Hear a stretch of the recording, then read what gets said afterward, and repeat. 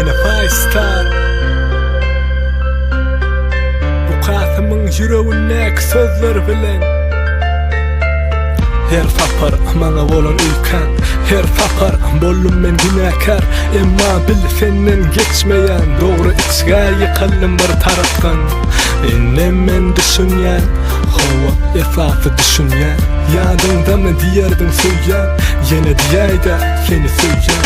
Bil adamda bir yürek, şol yürek edilini küyser gerek. Şol edilin dinle sensin, başkasını gönlüm istemem. Ellerini ver, savaşma menden, adını gaytalan dillemem.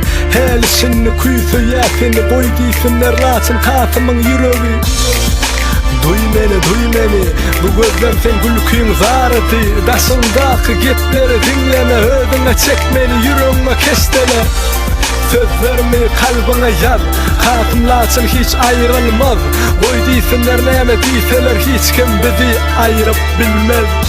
Köplenç oturyan oynanıp gelersin deyip karışıp, nem şun el çektin menden, baktığımıza karşı olacak kimler? Diydin meni sana vermeyalar, yüreğimi yaralayalar. Bu siz daşlaşalı birekten, diydin de iyice gayttın sen. Amen görüşen sevgim için, amen anan yansın baktı. Yadımda gavanardın meni, bugün molsa men yeken. Günü-günden daşlaşan yeken, günü-günden artya derdimem. Seni koyvermek islemen, ne deyin bugün sen ütgösen. Alasız galım diyecek del, düşünmeme henüz vakitken. Dolun yalanları ananman, heyem seni özge çalşarını bağlan. Yaralama beni, düşüngen özüne mülkeli.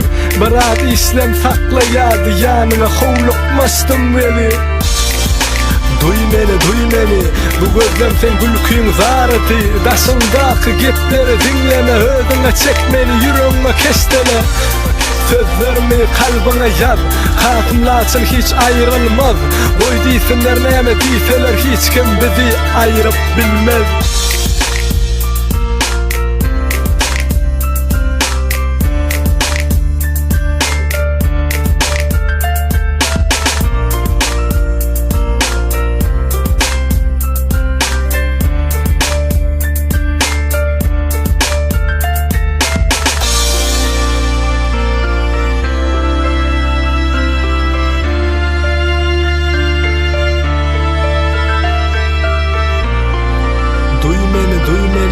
Bu gözlem sen gülküyün zareti.